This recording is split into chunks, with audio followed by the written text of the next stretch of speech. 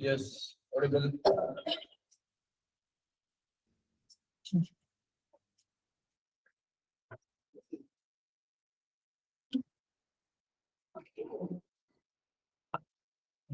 Online आवाज आ रहा है? absent होता का खबर रेकॉर्डिंग्स बघितला नाही अजून? बघायचं नाही, 1.5 तास काढून revision revision. Okay. Yes, good morning. So any doubt till year? जो भी अपना लूपिंग तक हुआ है उसमें कोई डाउट है क्या?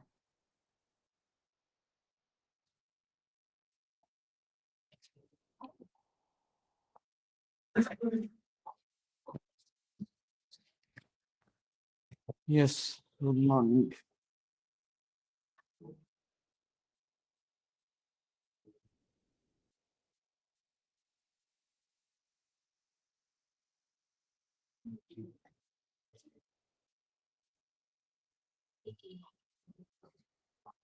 यहाँ तक कोई डाउट है क्या? आगे बढ़े फिर. So yes, why we need functions या फंक्शन. What is function? पहली बात तो पहले व्हाट, फिर व्हाई, फिर हाउ.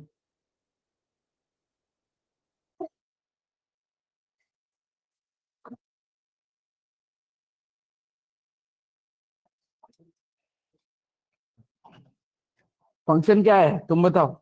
तुम्हें क्या पता है फंक्शन के बारे में?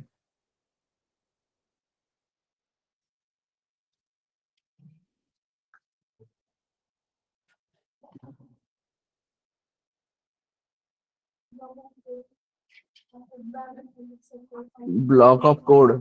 ठीक है. और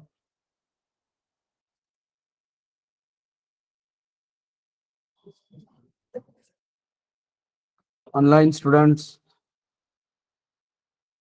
व्हाट इज फंक्शन?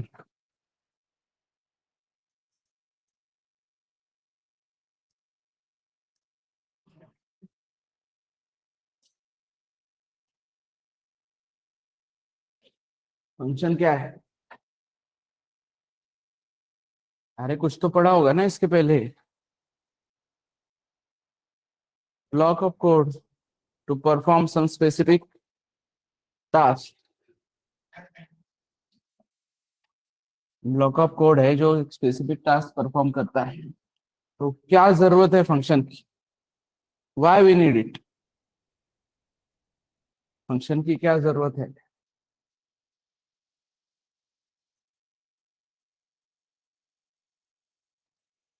यस. क्यों चाहिए ब्लॉक ऑफ कोड? ब्लॉक क्यों चाहिए अलग से? सब एक में ही क्यों नहीं लिख रहे? अलग अलग ब्लॉक क्यों चाहिए?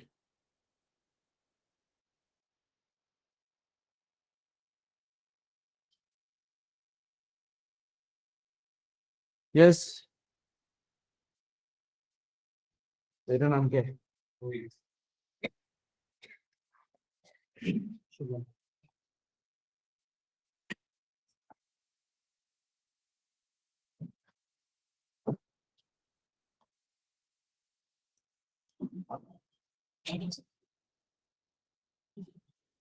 चला नंतर सेट करा केस.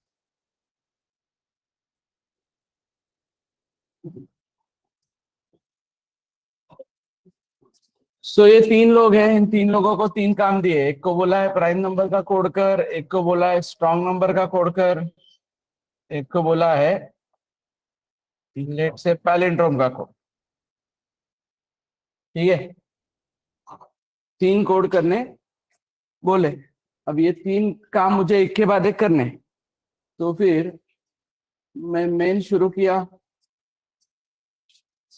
फिर ये जो रोहित ने मुझे 10 लाइन का कोड लिख के दिया था, या 10-15 जो भी लाइन्स है, वो कोड लिख के दिया. फिर ये शुभम ने कुछ कोड लिख के दिया, श्वेता ने कुछ कोड लिख के दिया. तो मैं अब ये जो है ये सारे कोड्स, ये रोहित के 10 लाइन, ये शुभम के 15 लाइन, श्वेता के 25 लाइन, जो भी है पैलिंड्रोम के लिए लग रहे हैं जितने, वो किया मैंने उस तरीके से। तो ये कोड चलेगा क्या और मुझे आउटपुट मिलेगा क्या, या फिर क्या प्रॉब्लम आ सकता है, तुम बताओ। नहीं ना, मतलब क्या किया, सिंपल एग्जांपल समझो। मैंने बोला नंबर इज प्राइम है, पैलिंड्रोम स्ट्रांग जो भी है, मुझे वो लॉजिक चाहिए था, मुझे वो कोड चाहिए था, मुझे चेक करना है नंबर इज प्राइम और नॉट। तो मैं एक नंबर दूंगा, वो प्राइम है या नहीं चेक होना चाहिए। फिर इसको भी एक में नंबर दूंगा, इसको भी एक में नंबर दूंगा। ये 3 इंडिविजुअल लोग हैं और तीनों ने मुझे ये कोड लिख के दिया है, और मैं इनके ये lines as it is copy paste करके क्या किया, मेन में एक के बाद एक डाला। तो ये कोड चलेगा क्या, चलेगा नहीं चलेगा तुम बताओ। 100% चलेगा, पक्का, या कुछ प्रॉब्लम आ सकती है, या कुछ प्रॉब्लम आ सकती है, आ सकती है क्या कुछ प्रॉब्लम, नहीं चलेगा बिल्कुल। यस, ऑनलाइन, आया ना। अरे क्या लगता है तुमको, I am not expecting correct answer, तुम्हें क्या लगता है क्या प्रॉब्लम हो सकता है। इसने अगर वेरिएबल एनो बोला है नंबर के लिए, और इसने भी अगर वेरिएबल एनो बोला है नंबर के लिए, तो री डिक्लेरेशन वाला एरर आएगा कि नहीं, समझ में आ रहा है, री डिक्लेरेशन वाला एरर आएगा ना। तो फिर ये एक दूसरे के लॉजिक में इंटरफेयर हो सकता है, राइट, कई बार प्रॉब्लम हो सकता है उसमें। तो फिर क्या करना पड़ेगा, इन तीनों को कॉन्फ्रेंस कॉल लेना पड़ेगा, एंड दे विल डिस्कस कि ये बोलेगा कि भाई मैं एनो यूज करता हूं, तो नम यूज कर, तो एन यूज कर, right. But does it make any sense, ये तीनों के काम रिलेटेबल है क्या, ये तीनों काम डिपेंडेंट है क्या जरूरी है कि रोहित शुभम और श्वेता एक दूसरे को जानते हो, जरूरी नहीं है ना, राइट। तो फिर ये वेरिएबल नेम का डिस्कशन होने वाली बात ही नहीं है। तो फिर क्या होना चाहिए था, फिर क्या होना चाहिए था, अब यही प्रॉब्लम हो रहा है ना तुम्हारा, वेरिएबल रीडिक्लेयर हो रहे हैं, राइट। तो अगर इनका कोड एक अलग ब्लॉक में लिखा होता, and instead of writing this much lines here, मैं अगर इनके कोड को यहाँ पे, इस ब्लॉक को मैं यहाँ पे कॉल देता, तो अब ये कॉन्फ्लिक्ट होता क्या, क्यों, क्योंकि हर ब्लॉक को अपना अपना एक अलग घर मिल रहा है, राइट। तो एक घर में सेम नाम के 2 लोग हैं तो कंफ्यूजन है, लेकिन अलग अलग घर में सेम नाम के लोग हैं तो प्रॉब्लम है क्या कुछ, समझ में आ रहा है। एक घर में सेम नाम के है तो प्रॉब्लम हो सकता है, अलग अलग घरों में है तो फर्क नहीं पड़ता है, क्योंकि दीवारें है ना उनके बीच में, उनका कांटेक्ट ही नहीं आता है एक दूसरे के साथ। अंडरस्टूड, क्लियर है क्या। For this purpose we need function. अब इसमें एडवांटेज क्या है, इसमें एडवांटेज ये है कि कल को प्राइम नंबर का आउटपुट सही नहीं आ रहा है तो मुझे ये लाइंस को डिस्टर्ब करने की जरूरत नहीं है, मैं सीधा जाके क्या करूंगा, इस ब्लॉक में चेक करूंगा, ये रोहित वाले ब्लॉक में चेक करूंगा, कल को पैलिंड्रोम में प्रॉब्लम आता है तो मैं श्वेता वाले ब्लॉक में जाके चेक करूंगा। समझ में आ रहा है। लेट से एक शादी का फंक्शन है, तो शादी के फंक्शन में मैंने 50 लोगों को क्या बुलाया है कुछ काम करने के लिए, और अब 50 लोगों को मैंने बोला है कि तुम डेकोरेशन संभालो, कैटरिंग वाला संभालो, डीजे वाला संभालो, राइट। तो ये अब उसमें से कुछ कुछ डिवाइड होके अपना काम करेंगे, राइट। बट ये मैंने सीधा 50 लोगों को बोला है एक लाइन में पूरा, ठीक है। तो कल को डेकोरेशन में प्रॉब्लम आती है तो क्या करना पड़ेगा, ये पूरे 50 को बुलाना पड़ेगा कि भाई ये किसके वजह से हुआ है, पूरा फाइंड आउट करना पड़ेगा ना, राइट। बट यही लोग अगर जो भी है 10-10, 15-15 के ग्रुप में डिवाइड होते, तो मुझे डेकोरेशन में प्रॉब्लम आने पे बाकी दो ग्रुप्स को डिस्टर्ब करने की जरूरत है। क्लियर? अगेन ये एक पार्ट हुआ। तो तुमने ग्रुप में डिवाइड किया, मतलब मॉड्यूल्स में डिवाइड किया, तो तुम्हारा ऑपरेट करना इजी हुआ कि नहीं? मतलब just simply divide and rule policy जो हम बोलते हैं, British policy divide and rule, उस तरीके से तुम ये कोड्स को सेपरेट सेपरेट करके, मतलब ये पर्सन्स को सेपरेट करके तुमने एक ग्रुप बनाया, तो मॉड्यूलैरिटी मिली कि नहीं? अब वापस यही 50 लोग दूसरे फंक्शन में जा रहे हैं, दूसरी शादी के फंक्शन के लिए जा रहे हैं। अब वापस उस दिन उनको डिवाइड करना पड़ा। क्या आज ये 10 लोग ये करेंगे वो करेंगे, अब वो वापस ग्रुप बनाते बैठेंगे क्या? अगर ऑलरेडी उनके ग्रुप्स रेडी है तो यहाँ पे क्या बोलेंगे कि भाई अपना पहला ही ग्रुप है, उन्होंने इस तरीके से काम करना है। मतलब ही क्या हो रहा है? रीयूज हो रहा है पार्ट। एक बार ग्रुप बना दिए, एक बार उनको टास्क समझा दिया, अब हमें बार बार ग्रुप बनाना और टास्क समझाने की जरूरत नहीं है। हम वही ग्रुप को यूज करके क्या करेंगे? वो काम करेंगे, राइट? कियोस्क कम होगा। समझ में आ रहा है? ये ग्रुप ग्रुप में अगर लोग तो तुम्हें प्रॉपर दिखेंगे ना, सब प्रॉपर अपने अपनी यूनिट में दिखेंगे ना। समझ में आ रहा है? यहाँ तो क्लियर है क्या? तो ये सब चीजें हमें फंक्शन से मिलती है। तो सिंपली फंक्शन क्या है, मत लिखो, बाद में लिखो। फंक्शन क्या है? Function is a block of code. Function is a block of code which performs specific task. Function एक ब्लॉक ऑफ कोड है जो एक स्पेसिफिक टास्क परफॉर्म करता है and provides us modularity, reusability and readability. कि code को तुम modules में डिवाइड कर रहे हो so that you can easily operate that. It provides a reusability कि तुम एक बार ब्लॉक लिख दो और मल्टीपल टाइम उसको कॉल करो, right once use multiple times. And third part is, अब अगर ये पूरे के पूरे क्या बोलते हैं, ये पूरे के पूरे 25 30 40 लाइन अगर एक ब्लॉक में है पूरे, तो रीडेबिलिटी भी अफेक्ट हो रही है मेरी। समझ नहीं आ रहा है ना कुछ? बट इंस्टेड ऑफ दैट अगर ये मॉड्यूल्स में सेपरेट होते तो मेरी रीडेबिलिटी भी बढ़ेगी। समझे? So block of code which provides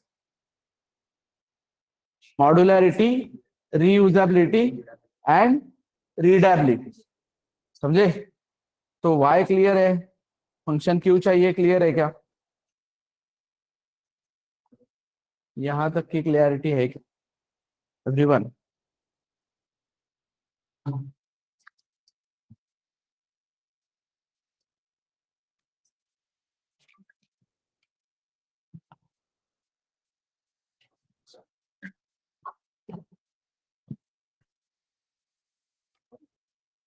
then what हो गया, वाई हो गया, अब हाउ?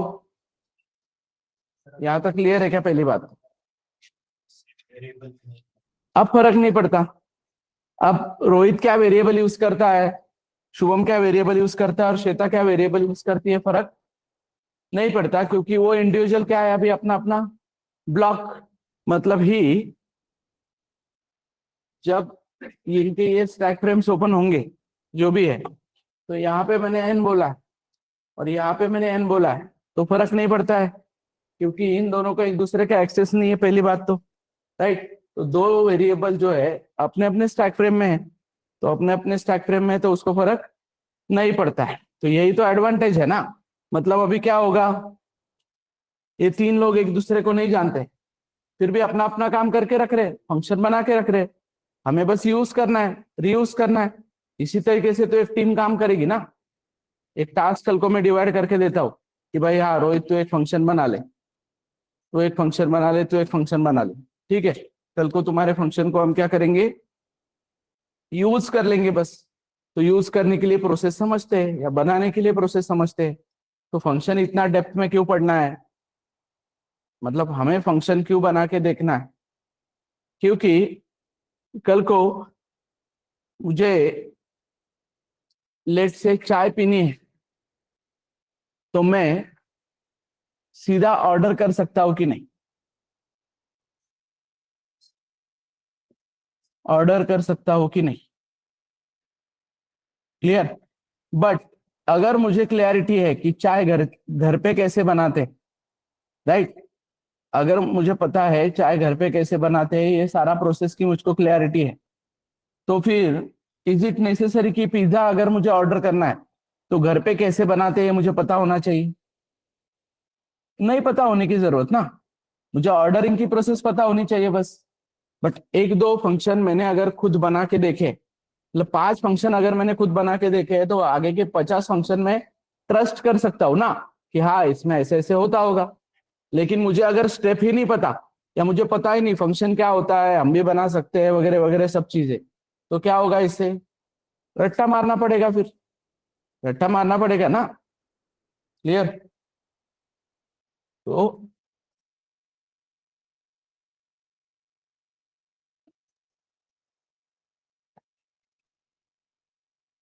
मेरे पास एक कोड है, कौन सा?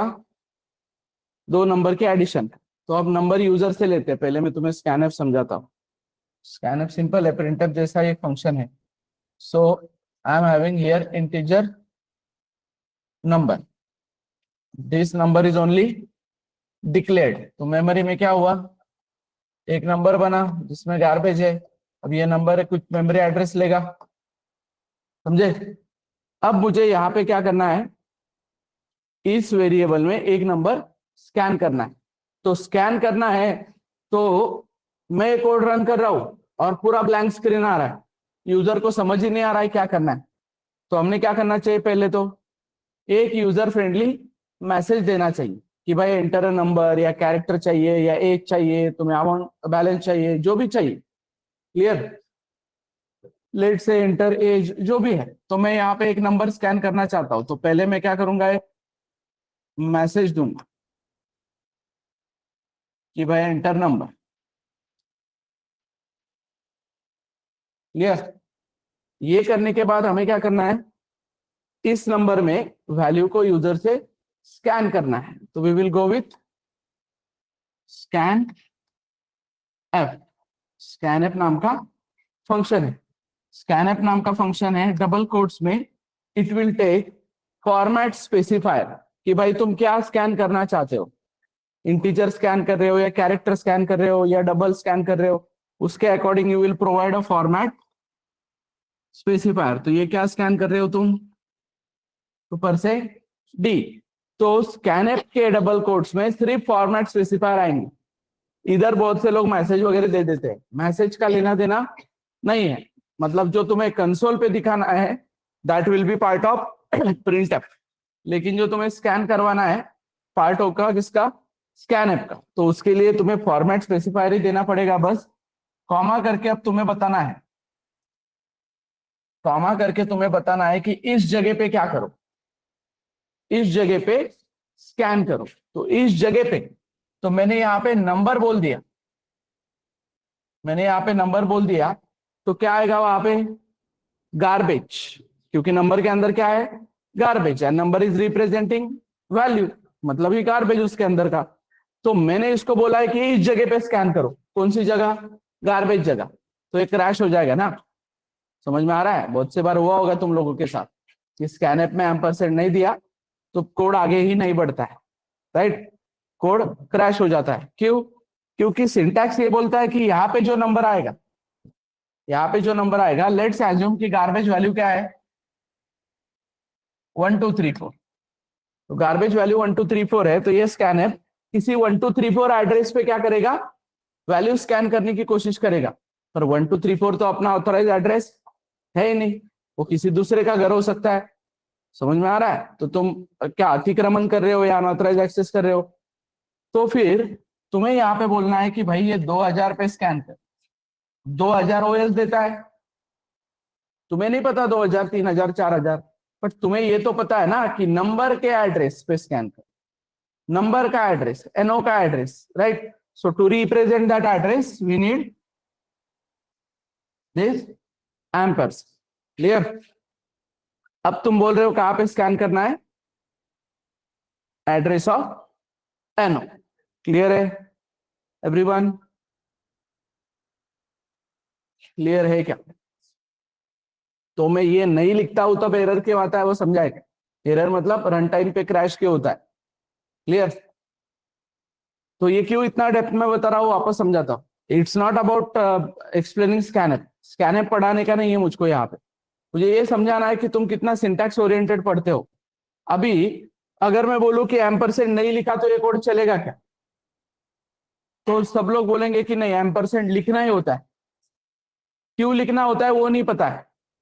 मतलब जब मैं आईएमसीसी गया था लेक्चर लेने तो एक लड़की ने इतना आर्ग्यू किया था कि नहीं वो चलेगा ही नहीं, बिना एम्परसेंड लिए वो काम हो ही नहीं सकता। बट मैं इस तरीके का जुगाड़ अगर करता हूं तो मतलब नहीं करना चाहिए। मैं बोलता हूँ integer x equals to address of A. अब एक्स में एड्रेस नहीं डालना चाहिए क्योंकि ये एड्रेस पॉइंटर होता है, ये इंटीजर होता है, बट एड्रेस भी तुम्हारा एक इंटीजर है कि नहीं।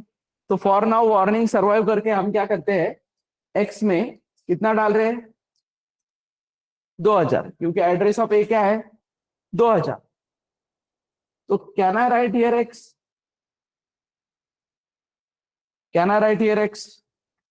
तो अब तो मैंने एम्परसेंड नहीं लिखा ना भाई, फिर भी कैसे स्कैनएप चलेगा, चलेगा ना अभी स्कैनएप, क्योंकि इसमें तुमने क्या लिखा है एक्स, मतलब ही क्या 2000 एक्स के अंदर की वैल्यू।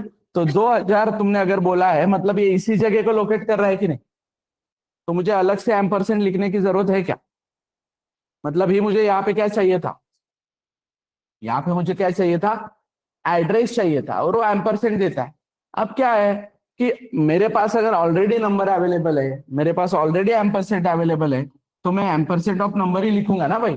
मैं ऐसे उल्टा क्यों खाऊंगा कि एक वेरिएबल बनाया उसमें एड्रेस रखा फिर इधर रखा, जबकि मेरे पास डायरेक्ट एड्रेस एक्सेसिबल है।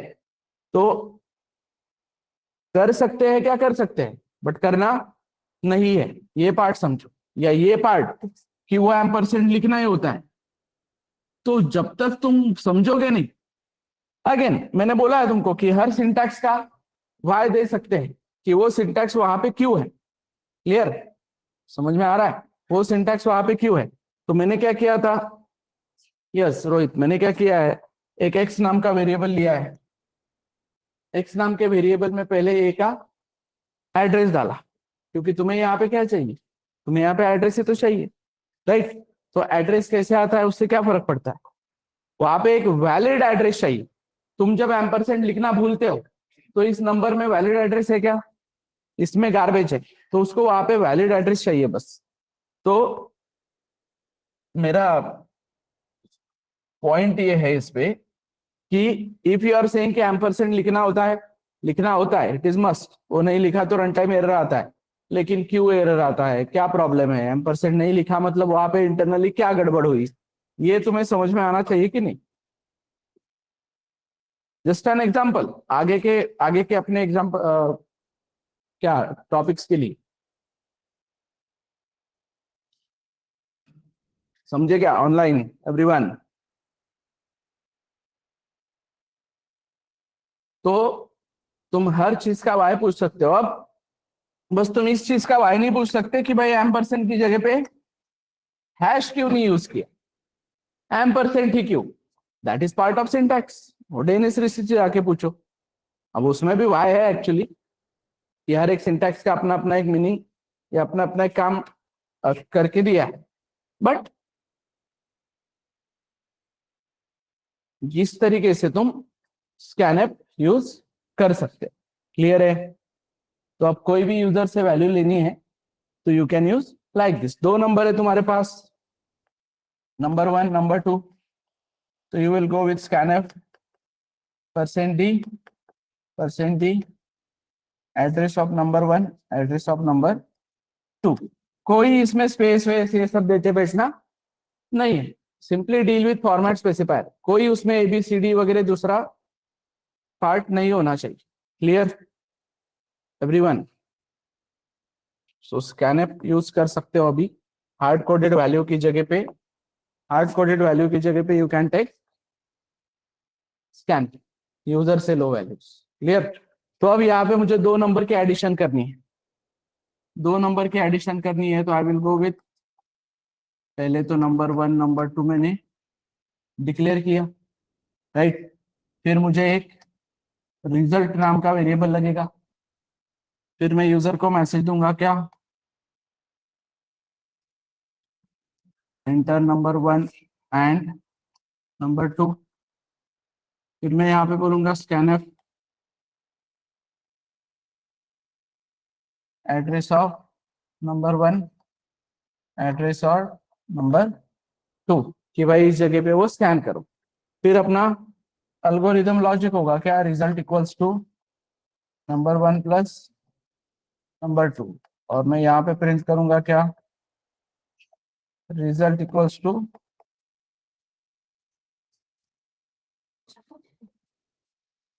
डन। इस तरीके से मैंने ये कोड किया।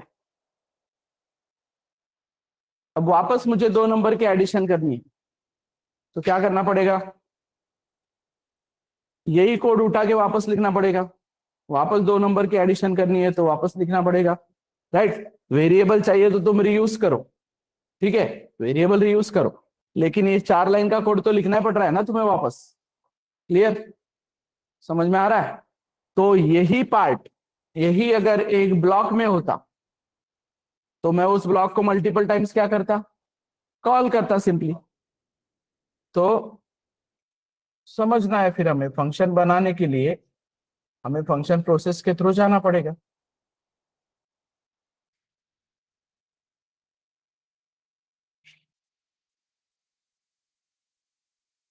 तो यस, तो ये एक ब्लॉक है लेट से, तो हम उस ब्लॉक को सबसे पहले क्या करेंगे, by function process, function process से उसको कॉल करेंगे। तो कॉल के लिए तुम्हें क्या लगता है, कॉल के लिए क्या लगता है, कॉल के लिए लगता है तुम्हें फंक्शन नेम। कुछ पैरामीटर्स ले रहा है क्या, नहीं, राइट। पैरामीटर्स की जरूरत नहीं है फिलहाल, बिकॉज नंबर 1 नंबर 2 रिजल्ट जो भी काम है वो पूरा ही ब्लॉक में हो रहा है, टाइम पे 2 नंबर ले रहा है और रिजल्ट लेके उसका प्रिंट कर रहा है। तो फिलहाल फंक्शन कुछ पैरामीटर ले रहा है क्या, नहीं। So this is your syntax. कोई रिटर्न टाइप वगैरह है क्या इधर, नहीं, मतलब सिंपली फंक्शन का नाम, 2 ब्रैकेट्स और सेमीकोलन, क्योंकि स्टेटमेंट वहां पे एंड हो रहा है। Clear, yes online. So this is part of your function process का पहला पार्ट, फंक्शन कॉल। अब फंक्शन कॉल करने के बाद क्या होना चाहिए, function definition. So function definition में क्या आता है, सिंपली कि भाई मैंने अगर इस नाम से कॉल किया है तो ये उसी नाम से एग्जिस्ट करना चाहिए ना, एज इट इज। तो फंक्शन कॉल में क्या आएगा, सॉरी फंक्शन डेफिनेशन में क्या आएगा, फंक्शन नेम। अब ये भी कुछ पैरामीटर लेके नहीं आता है तो फिलहाल उसमें कुछ नहीं होगा, राइट। फिर एक ब्रैकेट ओपन, फिर तुम्हारा पूरा ब्लॉक होगा कोड और ब्रैकेट क्लोज। अब तुम्हारा फंक्शन कुछ रिटर्न करता है क्या, फंक्शन कुछ रिटर्न कर रहा है क्या, नहीं, वो उधर ही प्रिंट कर रहा है ना। फंक्शन से रिटर्न करवा रहा है क्या कुछ, फंक्शन से वापस भेजता है क्या वो, तो फिर कुछ नहीं रिटर्न कर रहा है ना तुम्हारा फंक्शन। तो कुछ नहीं मतलब क्या, तो तुम्हारा रिटर्न टाइप क्या आएगा, समझे। अब डिसाइड करना है रिटर्न टाइप, जब तुम पूरा तुम्हारा अल्गोरिदम लिख लो उसके बाद तुम डिसाइड करोगे वेदर टू रिटर्न और नॉट। क्लियर है यहाँ तक एवरीवन।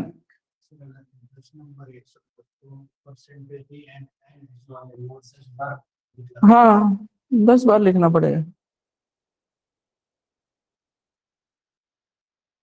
क्लियर है, हाँ तो 1000 बार है तो 1000 बार लिखना पड़ेगा। 10 नंबर है तो 10 बार, 1000 नंबर है तो 1000 बार। बट नहीं करना है ना तुझे ये, तुझे नहीं करना है ये, 1000 बार कौन लिखेगा, ये 1000 वेरिएबल कौन बनाएगा। इसलिए तो एरे आता है ना बाद में, एरे बोलता है कि तुम ARR ऑफ 1000 बोलो, बन जाएगा। लूप चलाओ, लूप से स्कैन करो। तो वो सब बात की बात है, प्रॉब्लम और सॉल्यूशन इस तरीके से समझेंगे ना उसको। क्लियर है फिलहाल everyone. So this is your function definition, this is your function definition, this is your function call. फिर बचा क्या है, फंक्शन। अब फंक्शन डिक्लेरेशन मैंडेटरी है क्या, फंक्शन डिक्लेरेशन लगेगा या ऐसा है क्या, फंक्शन डिक्लेरेशन का पर्पस समझो पहले क्या है। तुम्हारा फ्लो आया है इस तरीके से, फ्लो आते ही कंपाइलर को इधर सम दिखा, कंपाइलर को इधर सम दिखा तो कंपाइलर एरर दे रहा है, राइट। अभी के तुम्हारे कंपाइलर्स एरर नहीं देंगे, वो इम्प्लिसिटली प्रोवाइड कर देंगे, लेकिन बाय प्रोसेस मैं अगर प्योरली अगर स्ट्रिक्टली बात कर रहा हूं किसी कंपाइलर, झुकते बेटा तू 8 वाजले, 8:30 वाजले,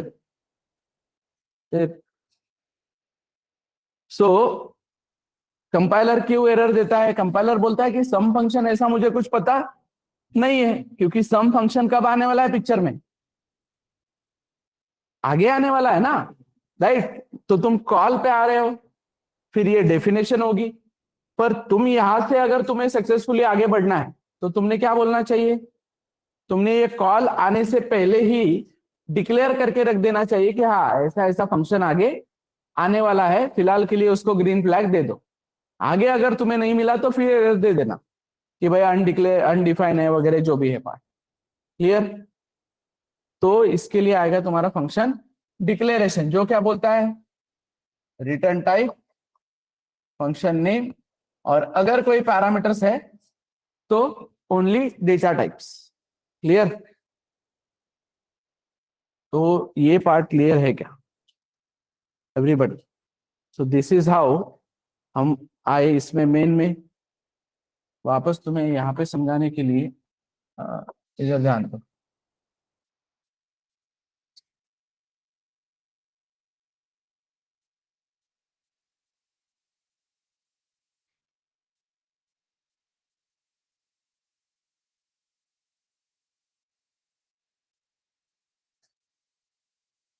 मेन यहाँ पे एंड हुआ, मेन एंड के बाद ही ये फंक्शन शुरू होना चाहिए। मतलब ही हम एक फंक्शन को दूसरे फंक्शन के अंदर डिफाइन नहीं कर सकते। मतलब किया तो एरर नहीं आएगा, लेकिन मतलब कॉल किया कहीं से बाहर से, मतलब अभी कल को मेरे पास एक सम फंक्शन है, उसके अंदर मैंने एक दूसरा फंक्शन डिफाइन किया है XYZ, और यहां से उसको कॉल कर रहा हूं, तो क्या होगा? मिलेगा नहीं ना वो, क्योंकि किधर ढूंढ रहा है XYZ को? वो ग्लोबली ढूंढ रहा है। क्लियर? तो मिलेगा नहीं। तो हमने एक फंक्शन को दूसरे फंक्शन के अंदर डिफाइन नहीं करना चाहिए। तो अभी यहाँ पे क्या हुआ? यहाँ पे मेन खत्म हुआ और फिर सम फंक्शन स्टार्ट हुआ। तो एक्चुअली तुमने देखा तो ये दोनों सेम है कि नहीं? इसका नाम सम है, इसका नाम मेन है, राइट? और दोनों अलग अलग तरीके से अपना अपना इम्प्लीमेंटेशन कर रहे हैं। मतलब मेन भी तुम्हारा क्या है? सिंपली एक फंक्शन ही है ना। समझ में आ रहा है? तो जो तुम्हें बस पार्ट इनिशिएट करके देता है। तो अब यहां तक सबने कॉलेजेस में फंक्शन वगैरह पढ़ा होता है, ये तुमको मोस्ट ऑफ द लोगों को क्लियरिटी होगी। अब यहां से आगे का पार्ट इंपॉर्टेंट है, उस पर ध्यान दो।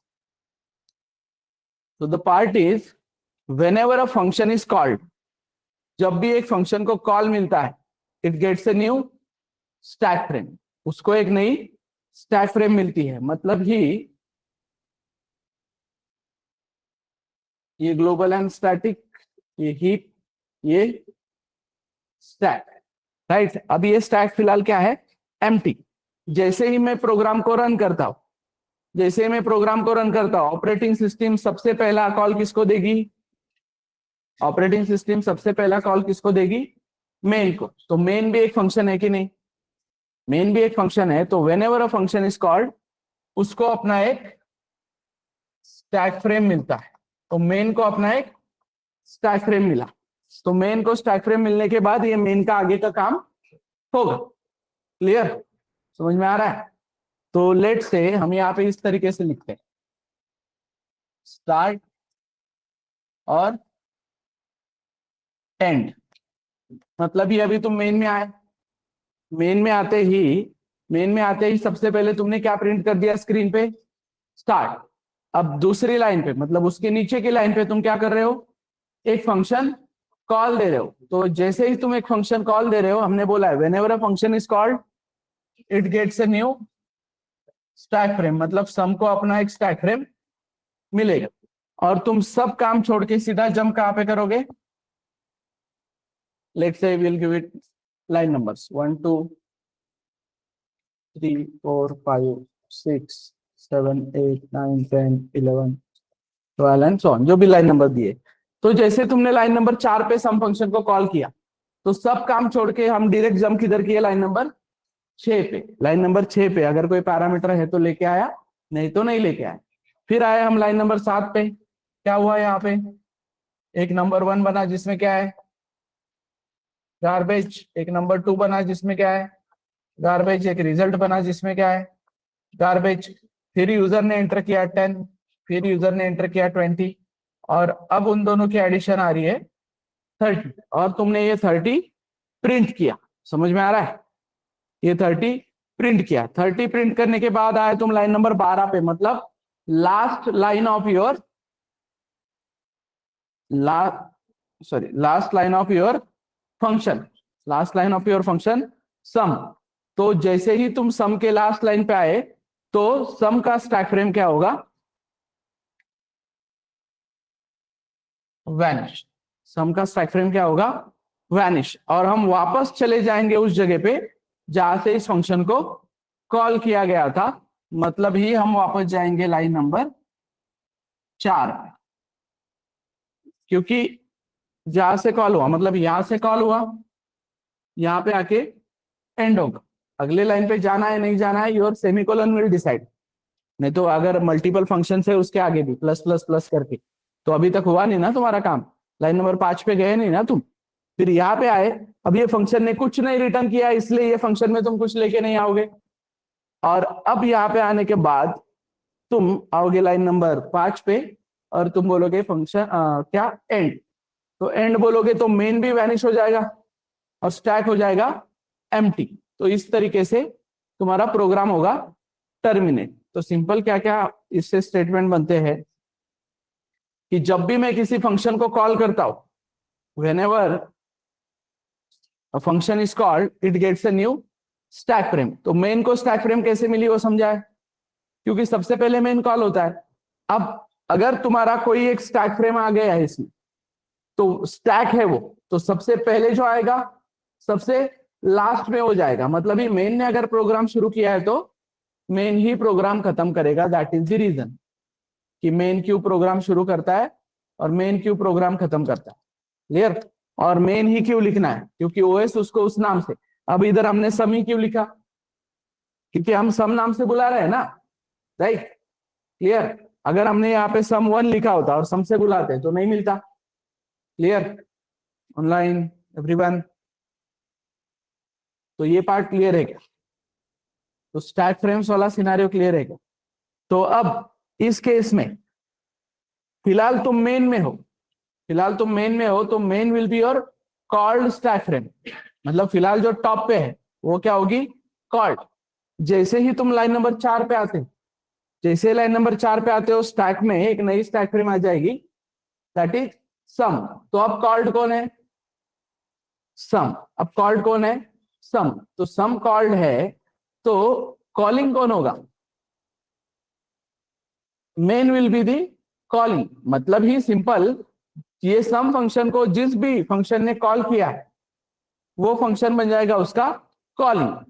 तो जब तुम्हारा कॉल्ड स्टैक फ्रेम खत्म हो जाएगा, तुम वापस किधर जाओगे, कॉलिंग में, मेन में नहीं, कॉलिंग में। और कॉलिंग क्या बन जाएगा, कॉल्ड।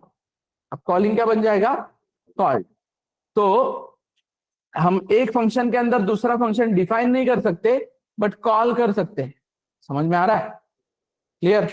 तो अब इसका फायदा क्या है, ये वाले फंक्शन लिखने का फायदा क्या है। अब मुझे ये कोड बार बार करने की जरूरत नहीं है। मुझे अगर सम फाइंड आउट कर, मतलब 3 बार सम का काम करना है, 3 बार एडिशन का काम करना है, तो I will go with sum, I will go with sum, go with sum. मुझे ये कोड लिखना पड़ा क्या बार बार। कोड कैसे वर्क होगा, मेन में आओगे तुम, आते ही सबसे पहले सम की स्टैक फ्रेम कॉल होगी। इधर नंबर 1 बनेगा, नंबर 2 बनेगा, नंबर 3 बनेगा। इनिशियली तीनों में होगा गार्बेज गार्बेज गार्बेज। फिर यूजर इधर स्कैन करेगा 10 20, फिर इन दोनों का एडिशन होके आएगा 30 और वो प्रिंट होगा। और फिर जैसे वो प्रिंट होगा तुम लास्ट लाइन पे आते हो, ये स्टैक फ्रेम वैनिश, ये स्टैक फ्रेम वैनिश। तो तुम वापस जाते हो इस लाइन पे जहां से कॉल किया था, फिर तुम आए नेक्स्ट लाइन पे, तो वापस सम फंक्शन है, मतलब वापस क्या होगा, स्टैक फ्रेम ओपन होगा, यही काम वापस होगा, बस इस बार यूजर अलग नंबर एंटर कर सकता है, फिर वैनिश होगा, फिर वो फंक्शन कॉल होगा। समझ में आ रहा है? तो तुम्हें क्या मिल रहा है इस केस में, रीयूजेबिलिटी मिल रही है। और तो और अब लेट से ये सम है, कल को एक सबट्रैक्शन का फंक्शन हो सकता है, कल को एक मल्टीप्लीकेशन का फंक्शन हो सकता है। तो ये इधर इतना केओस करने की जगह पे मैंने इंडिविजुअल ब्लॉक्स में वो कोड लिखा है, तो मुझे मॉड्यूलैरिटी मिली। एडिशन सही नहीं आ रही है तो मैं उन दो फंक्शन को डिस्टर्ब नहीं करूंगा ना, मैं जाके बात करूंगा किससे, ऐड वाले फंक्शन से, सम वाले फंक्शन से। क्लियर? क्लियर है क्या? मॉड्यूलैरिटी मिली है और मेन तुम्हारा कितना सॉर्टेड है, मेन में इतना केओस है ही नहीं, तो तुम्हें रीडेबिलिटी मिली है, राइट? क्योंकि कल को ये फंक्शन किसी दूसरे फाइल में भी हो सकते हैं ना। क्लियर? तो सिंपल केस में जो तुम प्रिंटफ बोल रहे हो या तुम प्रिंटफ स्कैनफ जो यूज कर रहे हो, वो क्या है तुम्हारे फंक्शन, फंक्शन का कौन सा प्रोसेस में का कौन सा पार्ट है, वो जो तुम लिखते हो वो क्या करते हो, फंक्शन क्या करते हो, फंक्शन कॉल करते हो, कॉल। क्लियर? फंक्शन कॉल करने के बाद तो तुम्हें फंक्शन डेफिनेशन और डिक्लेरेशन चाहिए कि नहीं? फिर फंक्शन कॉल अगर तुमने किया है तो डेफिनेशन डिक्लेरेशन कहीं ना कहीं पे होनी चाहिए, तो फिर वो होती है stdio डॉट एच में। समझ में आ रहा है? ये हेडर फाइल में तुम्हें उसका डेफिनेशन और डिक्लेरेशन मिलेगा। तो अभी के कंपाइलर्स जो है तुम्हारे, तुम्हें कुछ डिक्लेरेशंस मैंडेटरी नहीं कर रहे हैं, राइट? वो बोल रहे हैं कि भाई मैं इम्प्लिसिटली प्रोवाइड कर दूंगा, बट इम्प्लिसिटली प्रोवाइड करेगा बट एक वार्निंग देता है नीचे, राइट, कि इम्प्लिसिट डिक्लेरेशन ऑफ प्रिंटफ, क्योंकि उसका कहना है कि कल जाके तो ये ऑनलाइन कंपाइलर पे रन करेगा तो मे भी प्रॉब्लम दे सकता है। तो तू बाय प्रोसेस जाना, बाय प्रोसेस क्या है, प्रिंटफ मतलब तेरा फंक्शन कॉल है कि नहीं, तो फंक्शन डेफिनेशन डिक्लेरेशन भी उसके साथ होना चाहिए। क्लियर? तो फॉलो द प्रोसेस। अब इसमें भी अगेन डिक्लेरेशन मैंडेटरी नहीं है। डिक्लेरेशन क्यों चाहिए था? क्योंकि कॉल आने से पहले, कॉल आने से पहले कंपाइलर को पता होना चाहिए ऐसा ऐसा फंक्शन एग्जिस्ट करता है, तो मैं डेफिनेशन ही ऊपर लिखता हूं, डेफिनेशन ही मेन के ऊपर लिख देता हूं और मेन सबसे नीचे लिखता हूं। तो वो आने से पहले क्या हो जाएगा, मतलब मेन आने से पहले, कॉल आने से पहले ही कंपाइलर को पता चल जाएगा ना ऐसा ऐसा फंक्शन है, तो मुझे अलग से डिक्लेरेशन लिखने की जरूरत है क्या? समझ में आ रहा है? तो बाद में फिर वो बॉटम अप अप्रोच वगैरह आता है कि मेन सबसे नीचे लिखो, बाकी सारे फंक्शंस कॉल ऊपर लिखो। फिर भी डिक्लेरेशन की जरूरत तुम्हें कहीं ना कहीं पे पड़ेगी। वो कैसे? एक फंक्शन है एक्स वाई जेड जिसमें मैंने कॉल किया है एबीसी, और एक फंक्शन है एबीसी जिसमें मैंने कॉल किया है एक्स वाई जेड, राइट? आप किसको किसके ऊपर लिखोगे? नहीं लिख सकते ना। लेट से मैंने एबीसी को एक्स वाई जेड के ऊपर लिखा, लेकिन एबीसी में वो बोलेगा ना एक्स वाई जेड कौन है, राइट? या इस केस में वो बोलेगा कि भाई एबीसी कौन है, तो इसमें से एक तो मुझे डिक्लेयर करना पड़ेगा ना, एक तो डिक्लेयर करना पड़ेगा। अभी इस केस में कौन डिक्लेयर करना पड़ेगा? इस केस में मुझे एबीसी डिक्लेयर करना पड़ेगा बेटा, क्योंकि इधर एक्स वाई जेड को पता है ना ये आके गया है करके। ये कॉल में, कॉल से पहले डिक्लेरेशन डेफिनेशन होना चाहिए ना सिंपली, कॉल से पहले डेफिनेशन होना चाहिए सिंपली। समझ में आ रहा है? तो अब ये स्टैक फ्रेम्स वगैरह जो मैंने बताया वो तुम्हें इतना क्लिक नहीं होगा, बट अभी जो मैं एग्जांपल देने जा रहा हूँ वो एग्जांपल ट्राई करो, फिर हम उसका सॉल्यूशन देखते हैं, तो तुम्हें क्लिक होगा कि फंक्शंस कैसे वर्क करते हैं।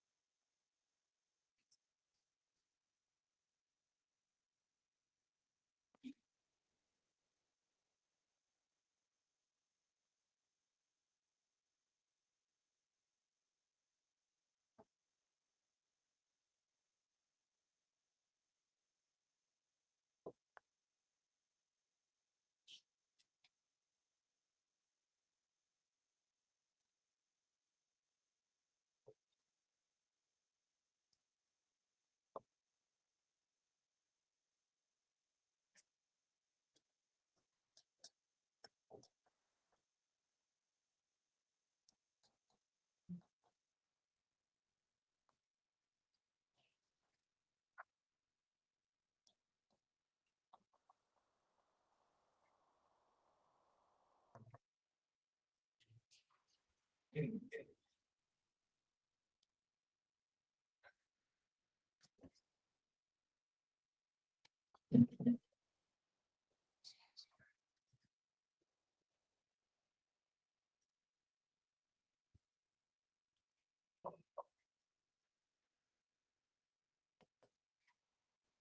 draw the memory diagram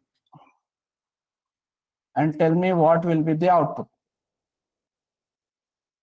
memory diagrams draw करो और बताओ आउटपुट क्या आएगा.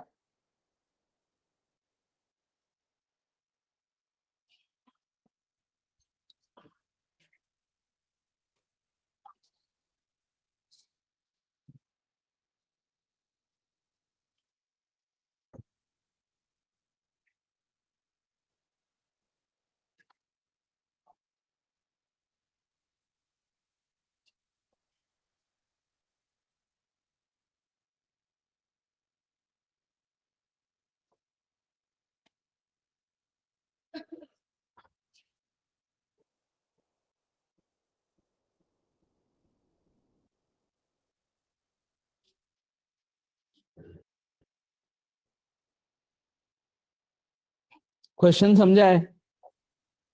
जो भी मैंने लिख के दिए है, राइट, फंक्शंस, उसके अकॉर्डिंग तुम्हें फाइंड करना है कि क्या आउटपुट आएगा.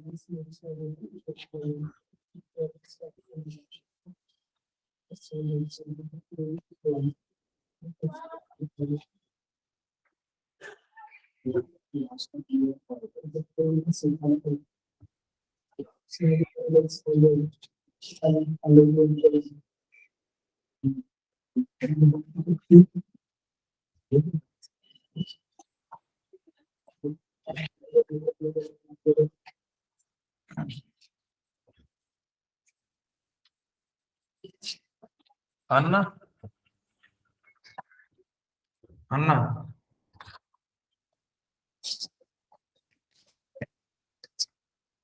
कुछ बात कर रहे हो क्या योगेश तुम? नहीं सॉरी सर, वो फोन अनम्यूट हो गया था। एक मिनट है. हाँ बोलो. नहीं सर, वो गलती से हो गया था। आवाज क्यों नहीं आ रहा है इसमें मुझे? Just-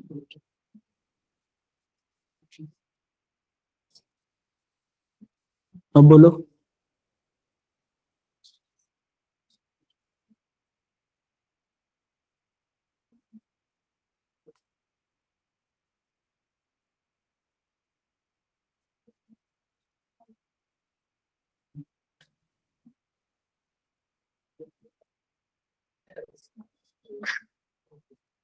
ओके ठीक है.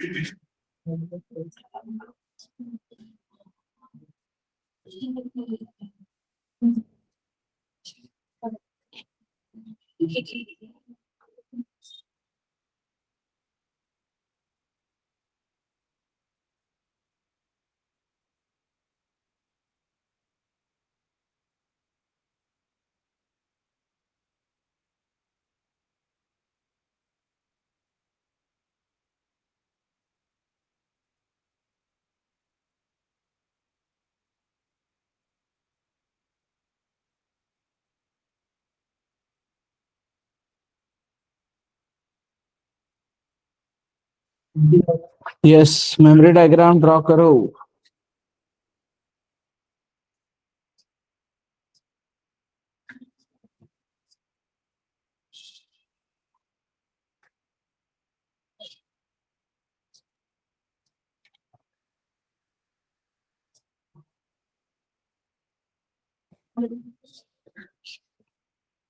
इसका हो गया है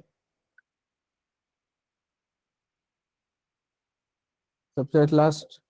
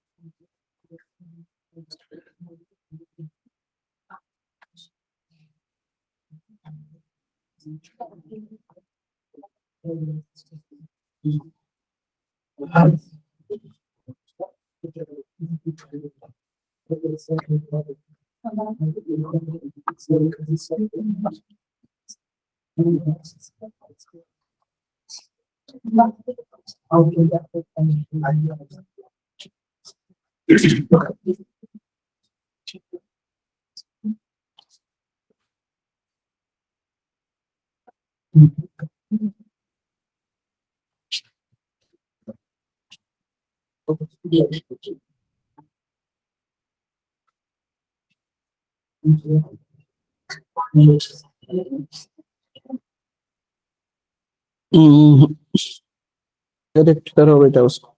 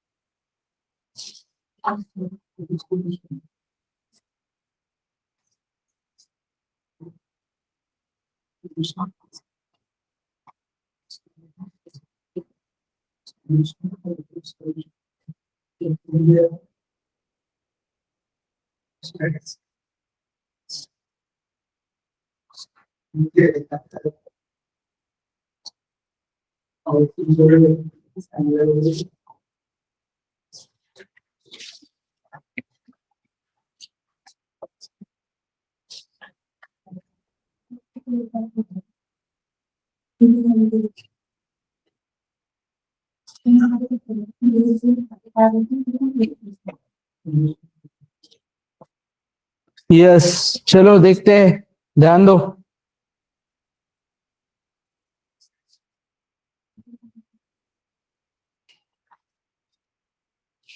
ध्यान दो तो ये सारा फंक्शन का पार्ट क्लियर हो जाएगा। दिस इज इम्पोर्टेंट, बहुत ज्यादा इम्पोर्टेंट है ट्रेसिंग के हिसाब से।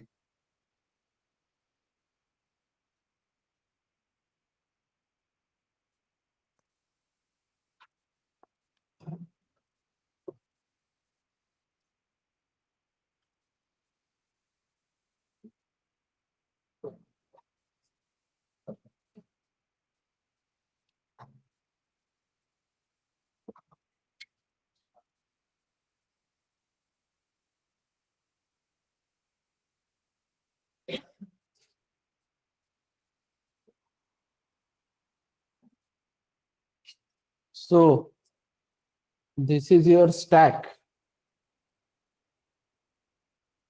मेमोरी डायग्राम बनाते वक्त हमेशा ये फॉर्मेट फॉलो करो।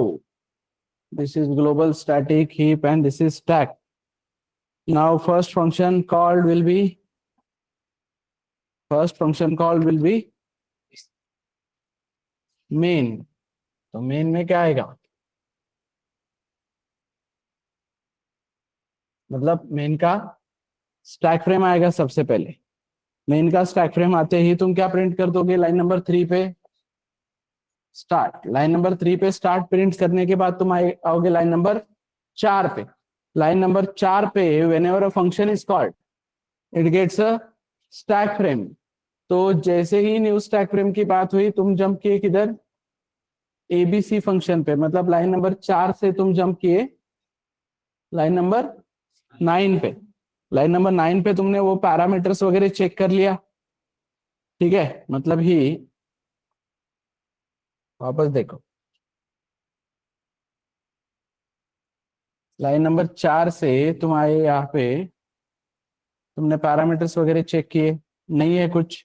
फिर आए लाइन नंबर 10 पे, 11 पे, राइट। तो 11 पे तुम क्या प्रिंट कर रहे हो, 11 पे तुम प्रिंट कर रहे हो हेलो, क्लियर। 11 पे हेलो प्रिंट करने के बाद लाइन नंबर 12 पे क्या है, लाइन नंबर 12 पे है एक्स वाई जेड। तो X Y Z is a function, तो वहां पे एक फंक्शन कॉल मिला है, तो तुम डायरेक्ट जंप किस पे करोगे, यहां से तुम जंप करोगे लाइन नंबर 14 पे, समझे। लाइन नंबर 14 पे जंप किए, यहां तक क्लियरिटी है क्या। तो अब इन ट्रेसिंग रखते हैं। तुम एबीसी में कहा से आए थे, लाइन नंबर 4 से, राइट। तुम एक्स वाई जेड में कहा पे आए हो, लाइन नंबर 12 से। मतलब अगर तुम इस सेक्टर में वापस आते हो तो 12 के आगे कंटिन्यू करो, क्लियर। तो तुम आए यहाँ पे एक्स वाई जेड में आने के बाद, तो एक्स वाई जेड में आने के बाद वापस क्या कॉल हुआ, तो कुछ प्रिंट हुआ क्या अब तक। एक्स वाई जेड में आने के बाद वापस एक पीक्यूआर फंक्शन को कॉल मिला, और हम यहां से जंप किए इधर, क्लियर। और फिर तुमने यहाँ पे प्रिंट किया सॉल्यूशंस, क्लियर है। अब ये लाइन नंबर 21 या 22 is last line of your PQR, last line of your PQR. तो लास्ट लाइन मिलते ही पीक्यूआर क्या हो जाएगा, वैनिश। तो पीक्यूआर का स्टैक क्या होगा, वैनिश। और तुम वापस कहां पे जाओगे, तुम जाओगे लाइन नंबर 16 पे, जहां से पीक्यूआर कॉल हुआ था। ये ट्रेसिंग समझो, पीक्यूआर कहां से कॉल हुआ था, लाइन नंबर 16 पे। तो पीक्यूआर का कॉलिंग स्टैक फ्रेम कौन है, या मेमोरी डायग्राम में देखो ना, फिलहाल टॉप पे कौन है, फिलहाल टॉप पे कौन है, फिलहाल टॉप पे मतलब ये वैनिश करने से पहले पीक्यूआर, राइट। पीक्यूआर टॉप पे है, तो कॉल्ड कौन सा है, कॉल्ड कौन सा है, मतलब तुम पीक्यूआर के इस लाइन तक हो, तो कॉल्ड कौन सा है, पीक्यूआर। तो पीक्यूआर कॉल्ड है, तो कॉलिंग कौन है, जिसने पीक्यूआर को कॉल किया है, right. Calling is X Y Z. तो जैसे ही पीक्यूआर वैनिश होता है, तुम वापस किस पे जाओगे, एक्स वाई जेड पे। लेकिन कहां पे, उस लाइन पे जहां पे कॉल किया गया था उसके आगे कंटिन्यू करोगे। मतलब लाइन नंबर 16 पे तुम वापस जा रहे हो, यहां पे आके चेक कर रहे हो कि आगे कुछ है क्या, नहीं है, सेमीकोलन है। तो तुम आए नेक्स्ट लाइन पे, नेक्स्ट लाइन पे आने के बाद तुम क्या प्रिंट कर रहे हो, इधर फर्स्ट बिट।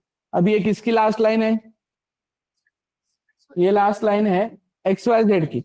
तो एक्स वाई जेड की लास्ट लाइन आ गई, मतलब एक्स वाई जेड क्या हो जाएगा, वैनिश।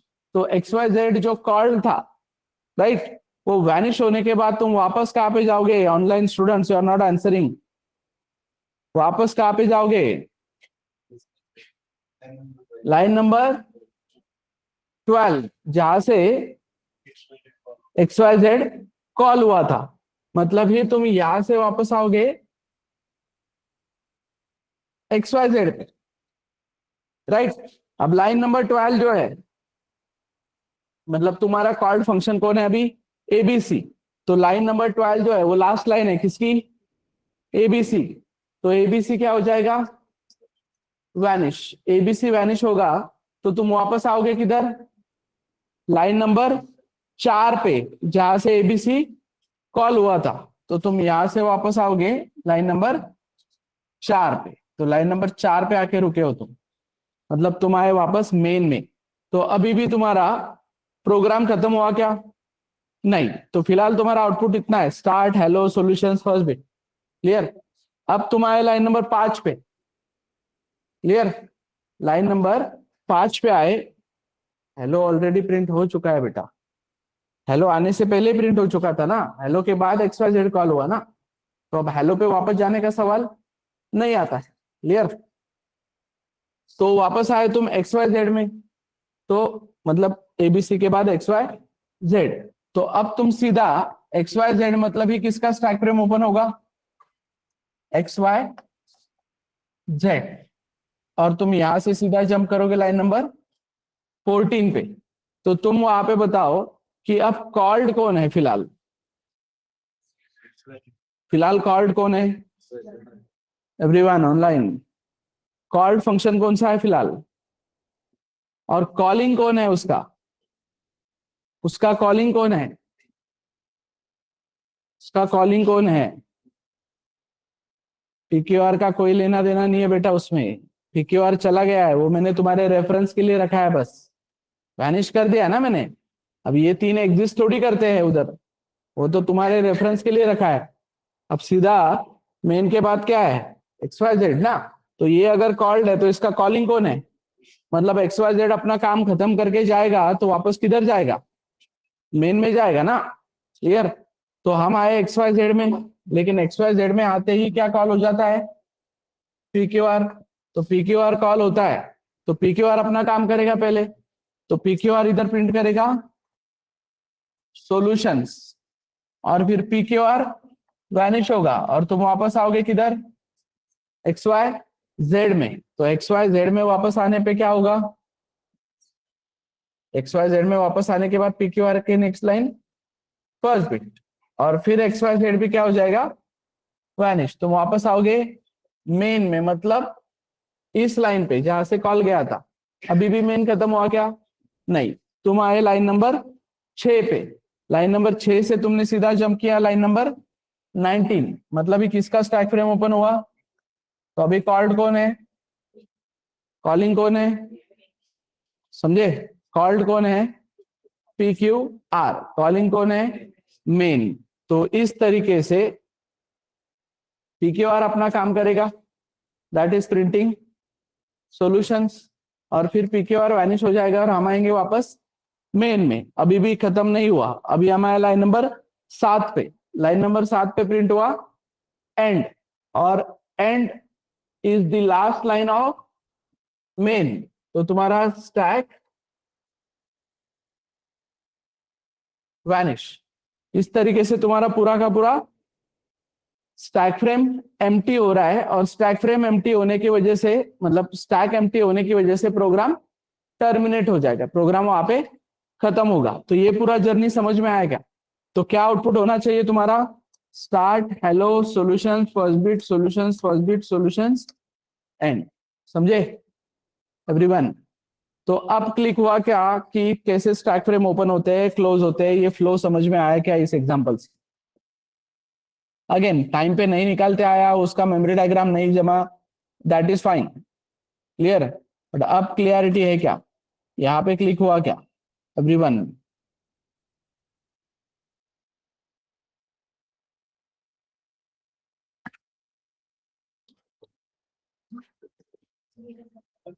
हम्म।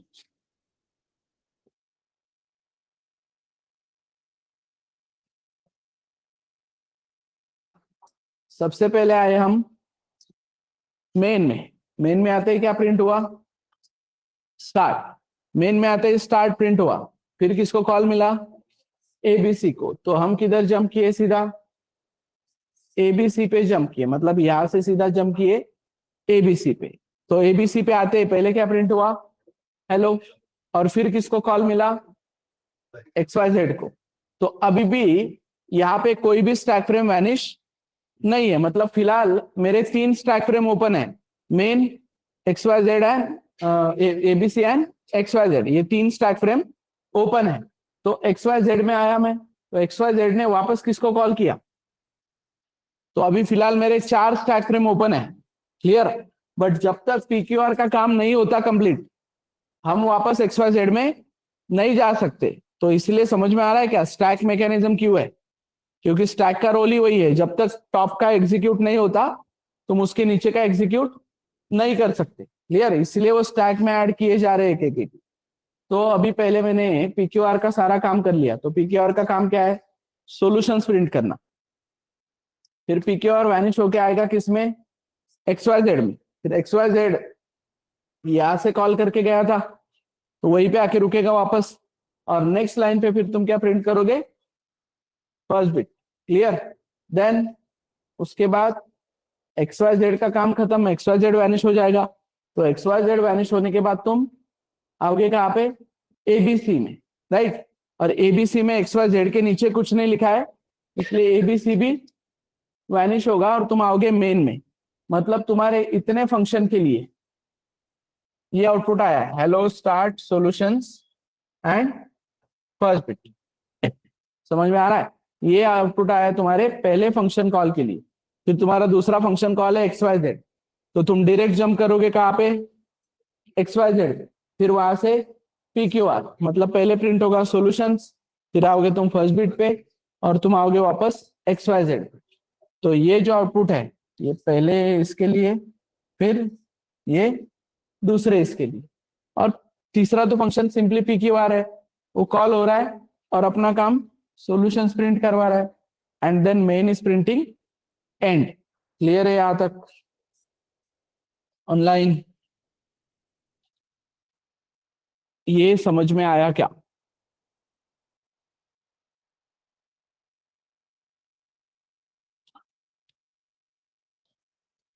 तो फंक्शन कैसे कॉल करना है, फंक्शन कैसे डिफाइन करना है, फंक्शन कैसे डिक्लेयर करना है, और फंक्शन कैसे वर्क करता है, ये समझ में आया क्या? स्टैक फ्रेम ओपन कैसे करता है, क्लोज कैसे करता है। स्टैक फ्रेम समझना ही इंपॉर्टेंट पार्ट है, राइट। उसी से तुम्हें कोड का फ्लो नजर आता है, समझ में आता है।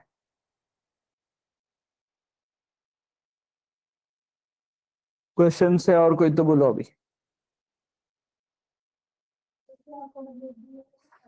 हम्म, नहीं सभी फंक्शन को, अभी देखो मैं वापस तुमको क्लियरिटी देता हूं। अब ये कंपाइलर तुम्हें एरर कब देगा? फिलहाल जब तक पॉइंटर नहीं आता, फिलहाल जब तक पॉइंटर नहीं आता तुम्हें ये डिक्लेरेशंस के एरर नहीं आएंगे। बिकॉज लेट से मेरा एक सम फंक्शन है, ठीक है। सो बाय डिफॉल्ट मेरा कंपाइलर मुझे इसका डिक्लेरेशन दे देता है, कैसे? इंट सम, क्लियर। तो क्या देता है by default return type? By default return type क्या देता है? इंटीजर। अब ये फंक्शन का रिटर्न टाइप फिलहाल है वॉइड, बट वॉइड इंटीजर आसानी से टाइप कास्ट हो जाते हैं। कल को तुम कैरेक्टर रिटर्न कर रहे हो, डबल कर रहे हो या फ्लोट कर रहे हो, जो भी कर रहे हो वो इंटीजर से मैच हो जाता है, इतना इशू नहीं आता है। But when we are dealing with pointers let's say, तो मेरे फंक्शन का रिटर्न टाइप क्या रहेगा? पॉइंटर। तो फिर बेसिक डेटा टाइप और ये डिराइव वाला है ना, तो ये कॉन्फ्लिक्ट देने लगता है। ये बोलता है कि इम्प्लिसिट डिक्लेरेशन में तो तुमने इंटीजर की बात की है और इधर तो तुम इंटीजर पॉइंटर लिख रहे हो, लेकिन तुमने बोलना चाहिए कि भाई मैंने इम्प्लिसिट डिक्लेरेशन मांगा ही नहीं है, मैं मेरा खुद का लिखता हूं ना। समझ में आ रहा है?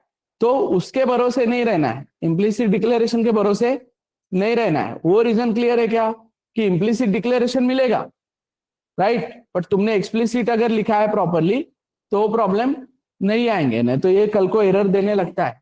मतलब जो मैं बोला कि global declarations are not mandatory, right. तो बेसिक लेवल पे, बेसिक डेटा टाइप पे वो नहीं लिखे तो भी तुम्हें काम हो जाएगा, लेकिन आगे चल के वो स्ट्रक्चर वेरिएबल्स वगैरह के लिए प्रॉब्लम देगा। इसलिए तुम्हारा बेस्ट प्रैक्टिस क्या होना चाहिए? ऑल डेफिनेशन डिक्लेरेशन, समझे? Function call, function definition and function declaration, ये 3 चीजें होनी ही चाहिए, क्लियर।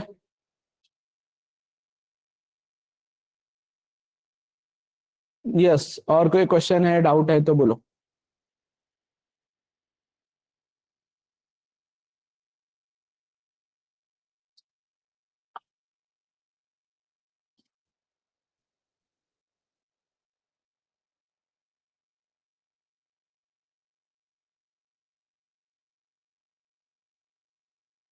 नहीं है कुछ डाउट?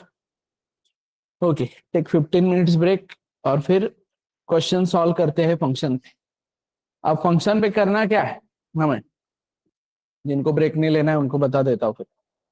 फंक्शन में करना क्या है, सिंपली जो भी असाइनमेंट 0 1 2 3 4 हमने किए उनको फंक्शन की मदद से करना है।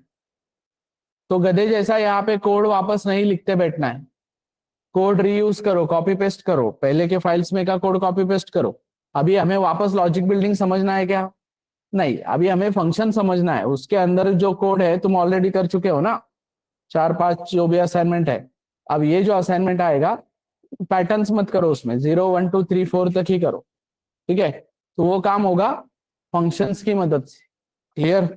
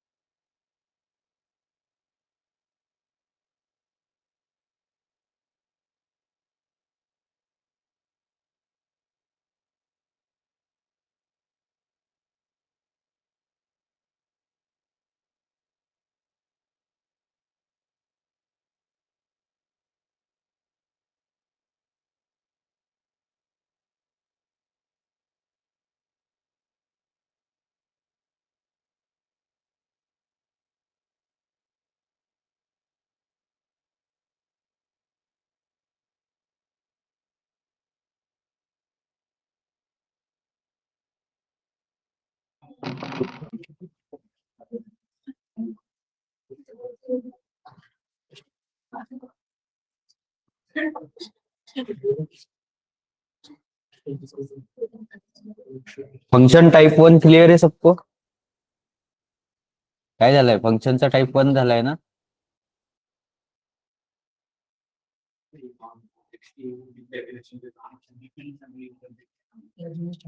ओके, टाइप नाही सांगितले. काम कसं करायचं आहे?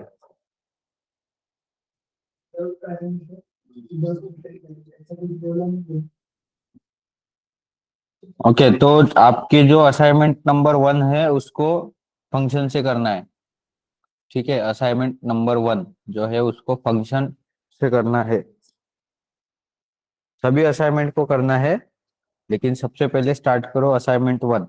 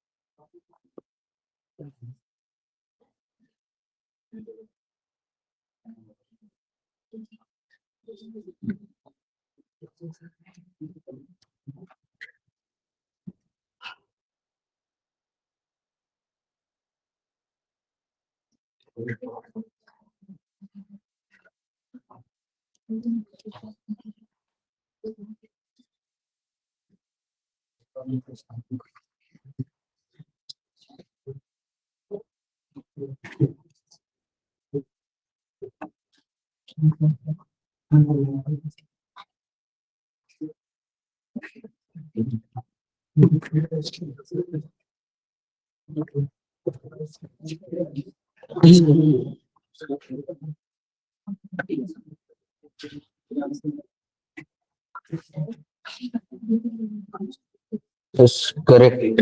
यहाँ पे जो कोड भेजा है आपने, निकिता, नेहा, यस करेक्ट है तुम्हारा कोड. ठीक है, तो इसी टाइप से करना है बाकी के. उसमें फंक्शन डिक्लेरेशन आना चाहिए, फंक्शन कॉल आना चाहिए और फंक्शन डेफिनेशन आना चाहिए.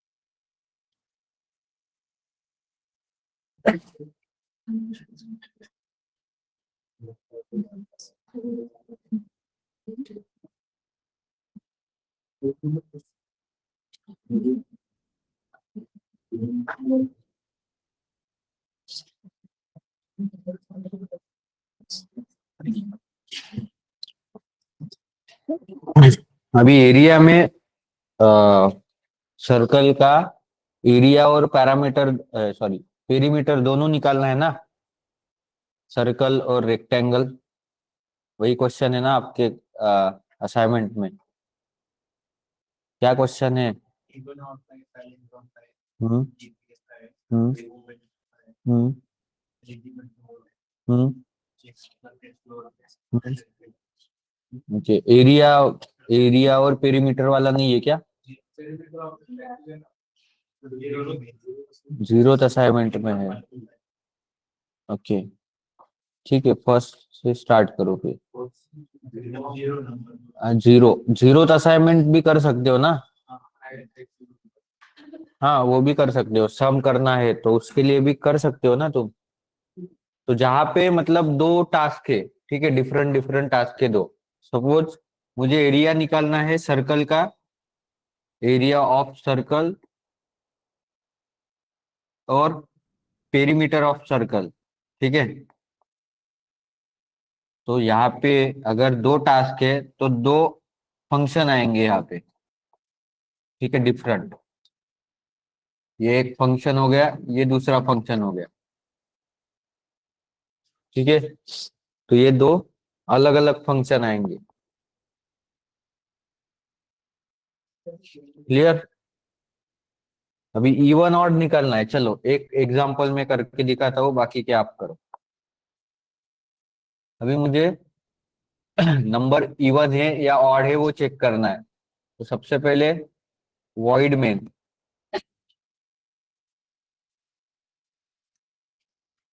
ठीक है, इसमें फंक्शन कॉल करना है, जो भी आपको लिखना है इवन ऑड के लिए करना है तो इवन ऑड नाम का एक फंक्शन आएगा, उसको यहाँ से कॉल करना है।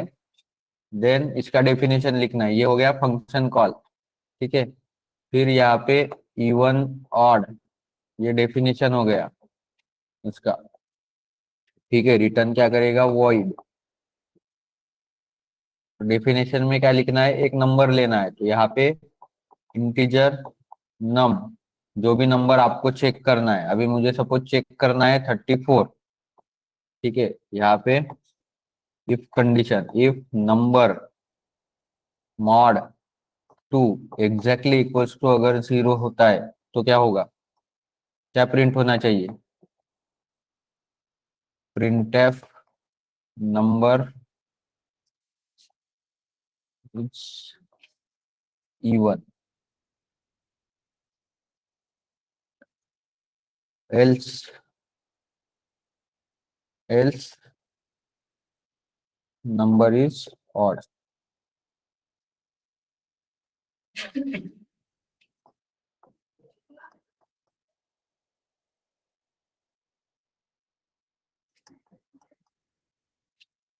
ठीक है, तो ये if else यहाँ पे खत्म हुआ और यहाँ पे फंक्शन खत्म हुआ तुम्हारा। ठीक है, ये ओपनिंग ब्रेस, ये क्लोजिंग ब्रेस, इसके अंदर ये पूरा कोड है। ठीक है, ये हो गया फंक्शन कॉल, फंक्शन कॉल, ये हो गया फंक्शन डेफिनेशन।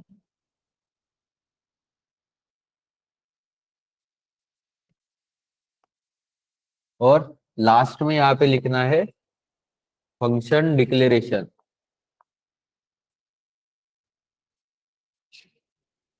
और फंक्शन का नाम जो है वो कैमल केसिंग में होना चाहिए, फंक्शन डिक्लेरेशन।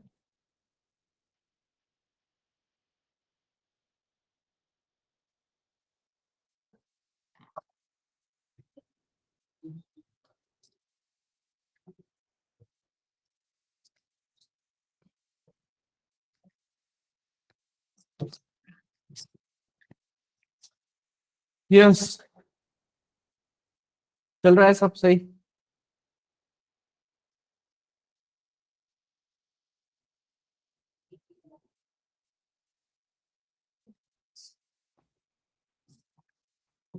क्लिक हुआ कैसे करना है तो। अब इसमें प्रॉब्लम क्या होती है, देखो एक इधर ध्यान दो। अब मेन का सारा उठा के तुम क्या कर रहे हो, बाहर के फंक्शन में डाल रहे हो। मेन का सारा पार्ट उठा के बाहर के फंक्शन में डाल रहे हो, तो कुछ लोगों को फंक्शन की क्लियरिटी नहीं आती इसके वजह से। मतलब अब एक जो पार्ट है कौन सा, एक तुम्हारा क्वेश्चन है जिसमें तुमको यूजर से एक चॉइस लेनी है and you have to decide क्या, कि इवन ऑड करना है या सैलरी कैलकुलेट करनी है, राइट। तो ये मेन में तुम आए, यहाँ पे तुमने यूजर को बोला कि भाई इंटीजर चॉइस, ठीक है, फिर प्रिंट है, फिर स्कैन है, और तुम क्या बोल रहे हो, if choice exactly equals to 1, तो तुम इधर वो इवन ऑड वाला पूरा काम करते हो, राइट। एल्स तुम वो सैलरी कैलकुलेशन वाला पूरा काम करते हो। क्लियर। अब ये पूरा कोड किसमें है, मेन में। तो इसको फंक्शन में करने को जब बोलता हूं तब ये मेन का पूरा कोड उठा के, कुछ लोग कुछ चॉइस वगैरह नाम का फंक्शन देके उसमें लिखते हैं। ये रोल है क्या फंक्शन का, कि मेन का पूरा कोड उठा के कहीं पे दूसरे फंक्शन में डालना। मॉड्यूलैरिटी आनी चाहिए, स्पेसिफिक टास्क आनी चाहिए ना। तो यहाँ पे स्पेसिफिक टास्क कौन से है, इवन ऑड कैलकुलेट करना है specific task, total salary calculate करना है स्पेसिफिक टास्क। तो यहाँ पे ये पूरा कोड उठा के नहीं डालोगे तुम क्या करोगे, इवन ऑड का एक फंक्शन जैसे अभी बनाया, राइट, बेसिक सैलरी कैलकुलेशन का एक फंक्शन, तो वो फंक्शन को कहाँ पे कॉल दोगे, समझे, इन फंक्शंस को यहाँ पे कॉल दोगे ना। अब ये चॉइस, प्रिंटफ, स्कैनफ या ये डिसीजन मेकिंग, मेनू ड्रिवन वाला कोड, ये थोड़ी ना मेन से हटाना है, राइट। ऐसा नहीं है कि मेन में फंक्शन कॉल ही होनी चाहिए। मेन में तुम्हारा बेसिक स्ट्रक्चरल क्या स्ट्रक्चरल लॉजिक हो सकता है ना, एक अलग ह्यूज टास्क है, मतलब even odd is a separate task, total salary calculation is a separate task. तो मैं यहाँ पे क्यों लिखता बैठूंगा ना इतना सारा, क्लियर है? वो अपने अपने स्टैक फ्रेम में काम करेगा। तो यहाँ पे ये पार्ट क्लिक हुआ क्या, यहाँ पे कितने फंक्शंस आएंगे तुम्हारे पास? 2, इवन ऑड का एक और कैलकुलेट सैलरी वाला एक। समझ में आ रहा है? बेसिक सैलरी वाला एक आएगा, इवन ऑड वाला एक आएगा। तो ये पार्ट समझ में आया क्या? ये क्लिक हुआ क्या सबको? Everyone online? फंक्शन का पर्पस समझा है क्या पहली बात तो? And again follow proper indentation या सब। अब वापस तुम्हें क्या क्या दिक्कतें आएगी मैं अभी बता देता हूं। कुछ लेवल पे तुम्हें प्रॉब्लम आएगी कि भाई even odd is not defined, अभी इस केस में नहीं आएगी ना, बट कल को आ सकती है जब तुम मल्टीपल फंक्शंस कॉल दे रहे हो। तब क्या होता है, बहुत सी बार मैं ये ब्रैकेट देना, मतलब यहाँ पे ब्रैकेट देना भूल जाता हूं और वो ब्रैकेट आता है नीचे। इसका मतलब हुआ क्या? इसका मतलब ये हुआ कि इवन ऑड का जो फंक्शन है, वो जो डेफिनेशन है वो किसके अंदर आ गई? डेफिनेशन किसके अंदर आ गई? मेन के अंदर आ गई ना। तो वो एक्सेसिबल कहाँ तक है फंक्शन? सिर्फ मेन को ही एक्सेसिबल है, बाकी बाहर किसी को एक्सेसिबल नहीं रहेगा। तो बाहर तुम उसको यूज करने जाएंगे तो बोलेगा फंक्शन इज नॉट डिफाइंड, ऐसा कोई फंक्शन हमें मिला नहीं है। या कंपाइलर अगर ढूंढते ढूंढते आएगा तो कंपाइलर किधर ढूंढेगा इसको? ग्लोबल एरिया में ढूंढेगा ना, मतलब फंक्शंस के बाहर ग्लोबल एरिया में ढूंढेगा। ये ग्लोबल एरिया में है क्या? ये फंक्शन के अंदर है। तो फिर यहाँ पे 3 चीजें होगी। जब भी तुम्हें एरर आता है कि this function is not defined, तो तुम एक तो गलती ये किए हो कि कॉल, डेफिनेशन और डिक्लेरेशन तीनों में कहीं पे तो भी स्पेलिंग मिस्टेक किए हो फंक्शन के नाम की। तो पहले तुम क्या चेक करोगे? फंक्शन के नेम करेक्ट है क्या, राइट? मतलब तीनों के नेम करेक्ट है क्या? अब नेम करेक्ट होके भी अगर ये प्रॉब्लम आ रहा है, इसका मतलब तुमने क्या किया है? गलती से एक फंक्शन को दूसरे फंक्शन के अंदर ले लिया है और वो तुम्हें फिर एरर देना स्टार्ट करेगा। समझ में आ रहा है? क्लियर है क्या प्रॉब्लम? तो एरर पढ़ो वहां पे प्रॉपर। बहुत सी बार ऐसे होता है, कुछ लोग PRINF लिख देते हैं, राइट? नीचे कंपाइलर बोल रहा है चिल्ला चिल्ला के कि प्रिंटफ नॉट डिफाइन, राइट? मतलब वो क्या बोल रहा है तुम पढ़ नहीं रहे हो। वो बोल रहा है कि वो तो यही नाम लेगा ना जो तुमने लिखा है। वो बोल रहा है कि भाई ये नॉट डिफाइन है और तुम फ्लो में इसको क्या पढ़ रहे हो? प्रिंटफ ही पढ़ रहे हो। वो प्रिंटफ नहीं है ना, उसमें मिसिंग है ना सिंटैक्स। समझ में आ रहा है? सो नॉट डिफाइन बोल रहा है मतलब ऐसा कोई फंक्शन एग्जिस्ट नहीं करता है। क्लियर है क्या एवरीवन? समटाइम्स कंपाइलर एरर दूसरी जगह पे दे देता है। ऐसे तुम्हारे क्या फंक्शन के नाम अगर गलत हुए तो तुमने प्रॉपर कहाँ पे रेड मार्क आया है वो नहीं देखना है, तुमने प्रॉपर कंपाइलर से पढ़ना है वहां पे, मतलब कंपाइलर के एरर्स में जाके पढ़ना है कि एग्जैक्टली क्या प्रॉब्लम हो रहा है। तो ये ओवरऑल मैंने कुछ क्लैरिटी दी है, बट यू कैन कंटिन्यू। अगर कुछ भी प्रॉब्लम आता है इसमें तो कल के लेक्चर में भी हम सॉल्व करेंगे। तो करना क्या है? Solve assignment 0, 1, 2, 3 and 4 with function type 1। Clear? तो अब ये टाइप 1 क्या है और ये कहां से आया? क्लियर? तो टाइप 1 मीन्स सिंपली तुम्हारा फंक्शन डेफिनेशन या फंक्शन कॉल क्या बोल रहा है? एक फंक्शन को क्या होता है?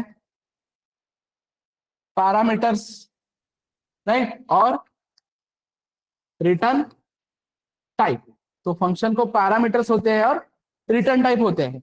तो पैरामीटर्स और रिटर्न टाइप का पॉसिबिलिटी क्या है? हो सकते हैं, नहीं तो नहीं हो सकते। रिटर्न टाइप भी हो सकता है, नहीं तो नहीं हो सकता है। मतलब सिंपली इसका भी पॉसिबिलिटी 0, 1, इसका भी पॉसिबिलिटी 0, 1, या यस नो, राइट? मतलब 2 कॉइन टॉस। तो क्या आएगा तुम्हारा? Head head, head tail, tail head, tail tail, right? तो उस तरीके से टाइप 1 तुम्हारा क्या बोलेगा फिर? कि भाई इस बार फंक्शन को दिया इस तरीके से जाते हैं, फंक्शन को क्या है पैरामीटर्स, और फंक्शन को क्या है रिटर्न टाइप।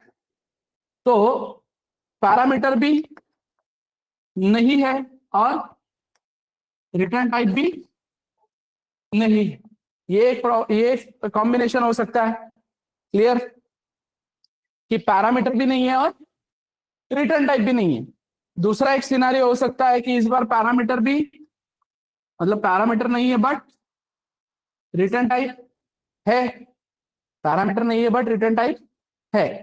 अगला हो सकता है कि इस बार पैरामीटर है बट रिटर्न टाइप नहीं है, और इस टाइम पे रिटर्न टाइप भी है और पैरामीटर भी है। तो अभी हमने पढ़ा वो कौन सा है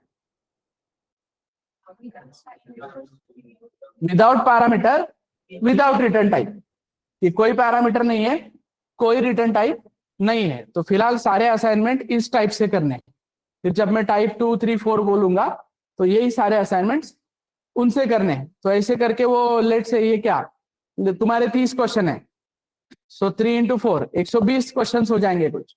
तो 120 क्वेश्चन को उस तरीके से मत देखो कि मैं 120 क्वेश्चन का असाइनमेंट सॉल्व कर रहा हूँ। तुम्हें करना क्या है, ऑलरेडी तुमने 0, 1, 2, 3, 4 में लॉजिक बिल्ड करके रखा है कि नहीं, तुम्हें बस वही लॉजिक रीयूज करना है, कॉपी पेस्ट करना है कोड। अब इस स्टेज पे तुम्हें समझना क्या है, इस स्टेज पे तुम्हें फंक्शन समझना है कि तुम यूज कैसे कर रहे हो फंक्शन को। अंडरस्टूड? क्लियर है क्या? फंक्शन को यूज कैसे करना है, वो लेयर कैसे लगाना है, मॉड्यूल्स में कैसे तोड़ना है। अब मॉड्यूल में तो मतलब ले आने के बाद इस ब्लॉक में 10 लाइन का कोड है 1000 लाइन का कोड है, क्या फर्क पड़ रहा है? समझ में आ रहा है? क्लियर? वो फंक्शन का नाम, उसका पैरामीटर्स वगैरह वो सब तुम्हें क्लियरिटी होनी चाहिए। तो सिंटैक्स क्लियर है क्या सबको? फंक्शन नेम पैरेंथेसिस, अब कोई पैरामीटर नहीं है फिलहाल, तो इस तरीके से ही तुम्हारा कॉल होना चाहिए, राइट? फंक्शन डेफिनेशन में function name parenthesis bracket open bracket close, right? अब ये तुम्हारा फंक्शन कुछ नहीं रिटर्न करने वाला, इसलिए तुम्हारा रिटर्न टाइप क्या है वॉइड। सो ये टाइप 1 की अगर मैं बात कर रहा हूं तो इसी लेवल में तुम्हारे सिंटैक्स होने चाहिए, सिंटैक्स मिस मत करो। एंड रही बात डिक्लेरेशन की, तो डिक्लेरेशन सिंपली बोलता है क्या, रिटर्न टाइप, फंक्शन का नाम, पैरामीटर्स तो नहीं है इस बार कोई। क्लियर? समझ में आ रहा है? तो ये प्रॉपर सिंटैक्स फॉलो करो इस तरीके से।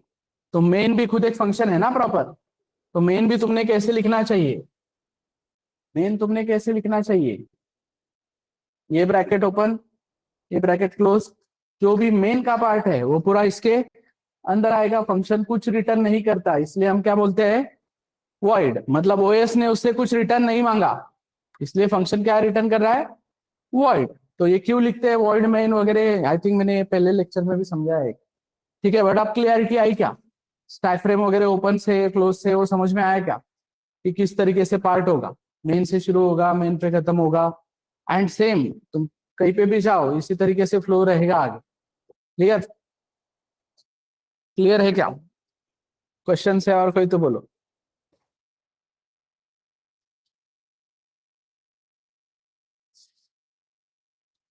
क्वेश्चन है और कोई तो बोलो।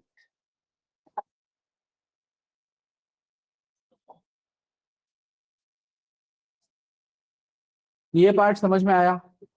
असाइनमेंट में क्या करना है वो क्लिक है सबको।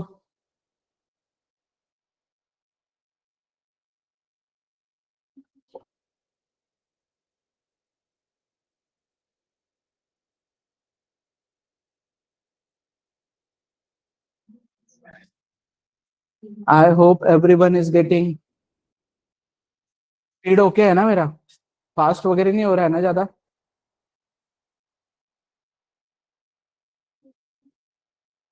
जिस दिन तुम्हें लगता है फास्ट हुआ है नहीं समझा है कुछ तो प्लीज रेस करो, तुम लोगों के फीडबैक से ही वो सॉल्व होता है तुरंत। तो हम एक दिन एक्स्ट्रा ले लेंगे, रिवाइज करेंगे, लैब को टाइम देंगे। सो तुम लोग बताओ, ठीक है? प्रॉब्लम जो भी है क्लियर है क्या?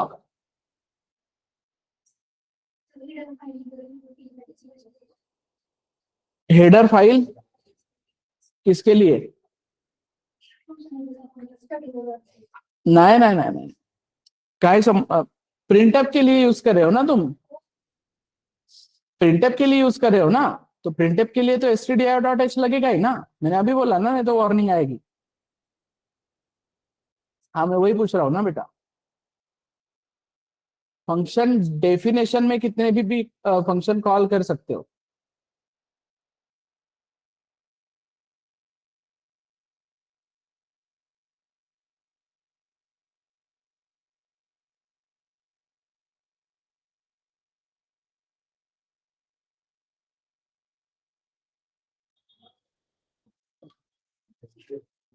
जो ना आज नहीं क्या, कौन सा वाला? हाँ नहीं नहीं, वो ट्राई करेंगे ना आज, फिर कल वो लैब सुबह लेंगे ना। यस, आज ये सब पार्ट ट्राई करो। तुम अभी इसको सॉल्व करोगे क्वेश्चंस को, तो तुम्हें समझ में आएगी कुछ चीज।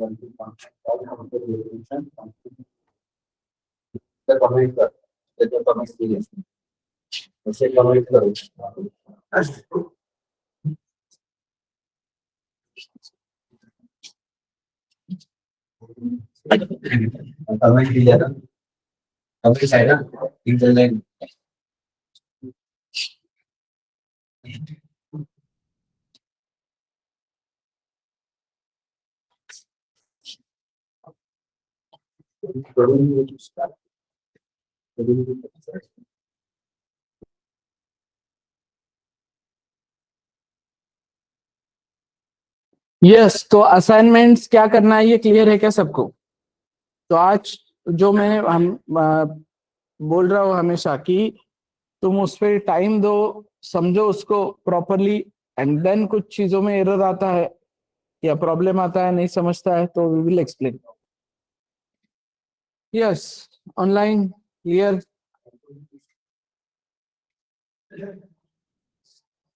You will get enough time for function. आज का क्या है? वेडनेसडे। ओके,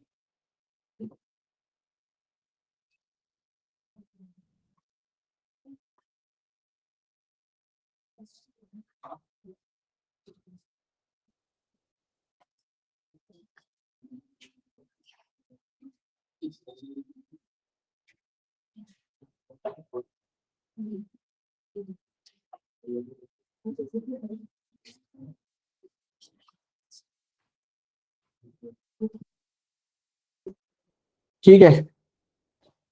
कौन सा पहला हुआ है ना इनका? टेस्ट कितने हुए तुम्हारे अब तक? 2 हुए ना, तो तीसरा होगा आज। ओके, और वो कल के एमसीक्यू के लिए सॉरी, वो ड्यू टू सम इशू नहीं हुआ हो पाया, तो आज 5 बजे आएगा एमसीक्यू तुम्हें, ठीक है? It will be on loop, loop पे रहेगा।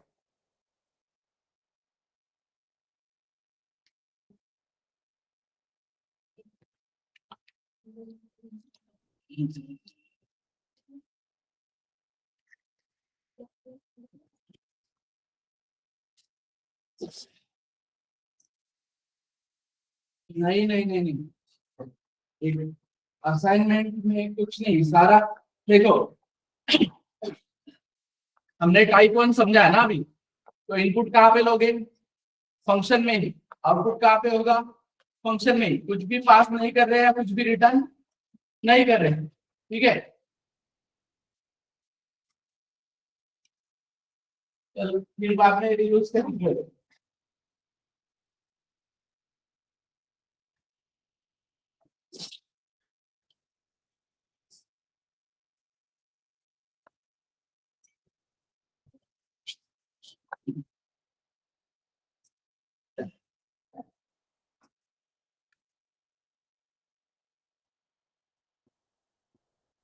अब ओके